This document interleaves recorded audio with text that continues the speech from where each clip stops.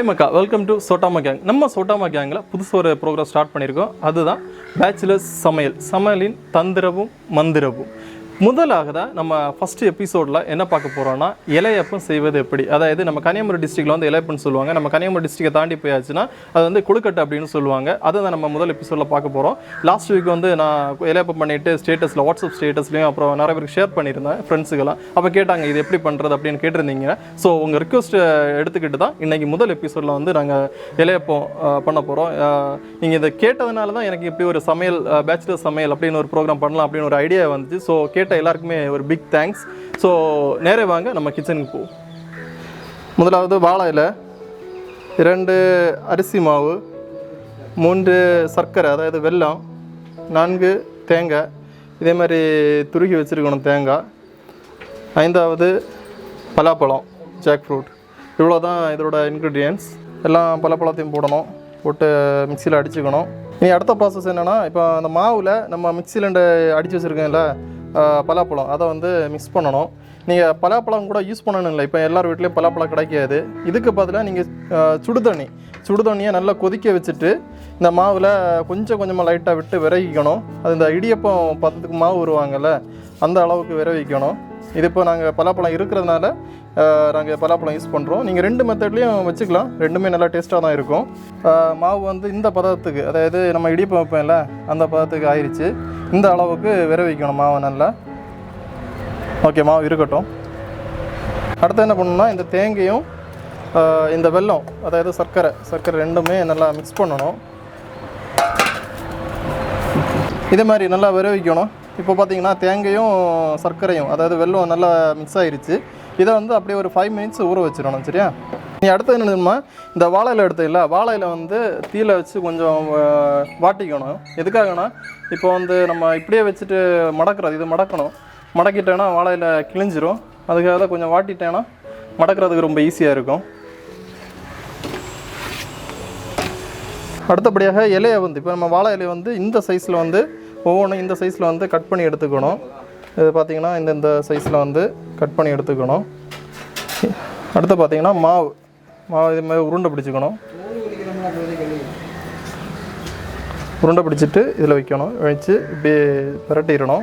லைட்டாக கையில் தண்ணி தெளிச்சுக்கோங்க, இல்லைனா அந்த மாவு வந்து கையில் ஒட்டிடும். அதுக்காக தான் கையில் நீங்கள் இப்படியே தண்ணி தொட்டிக்கிட்டிங்கன்னா அப்படியே கையில் வந்து இந்த மாவு ஒட்டாமல் இருக்கும். இதில் கொஞ்சம் பார்த்திங்கன்னா நம்ம விரவி வச்சுருக்க சர்க்கரையும் அதாவது வெல்லமும் தேங்காவும் இதில் வந்து இதுக்கு மேலே அப்படியே புரட்டி வச்சிடணும்.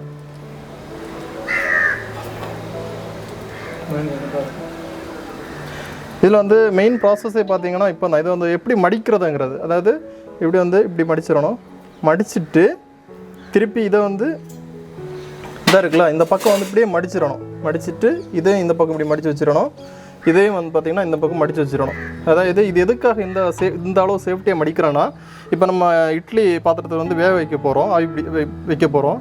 அந்த டைம் வந்து இதுக்குள்ளே இருக்கிற சர்க்கரை வந்து வெளியில் வராமல், தண்ணியை வந்து உருவி வெளியில் வராமல், மெல்ட் ஆகி வெளியில் வராமல் இருக்கிறது தான் இந்த அளவு சேஃப்டியாக மடித்து வச்சிடணும்.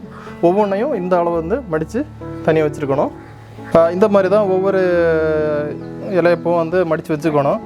இது பார்த்திங்கன்னா 1/2 கிலோ அரிசி மாவு எடுத்தோம். 1/2 கிலோ அரிசி மாவுக்கு எங்களுக்கு மொத்தம் 13 இலையப்பம் கிடச்சிருக்கு. இட்லி பாத்திரத்தில் தண்ணி கொதிச்சிருச்சு. இப்போ முதல் தட்டை வைப்போம். வச்சாச்சு. இது பார்த்திங்கன்னா இதுக்கு மேலே 1 by 1 இதை எடுத்து வச்சுக்கணும்.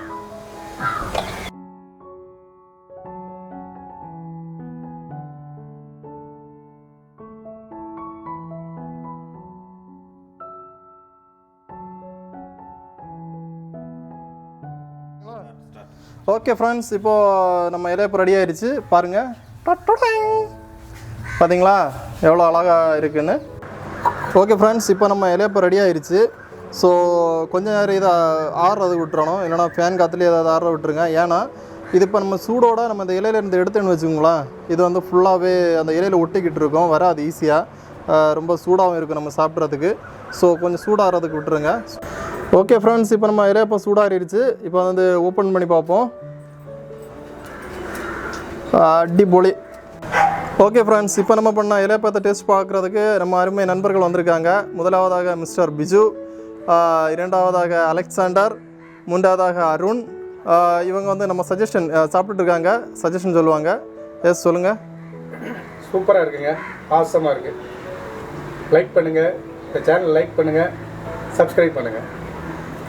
இதை நீங்கள் சமைச்சு சாப்பிட்டு பாருங்கள், சாப்பிட்டு பார்த்துட்டு நீங்கள் கமெண்ட் பண்ணுங்கள். இந்த வீடியோ பிடிச்சிருந்தா ஷேர் பண்ணுங்கள்,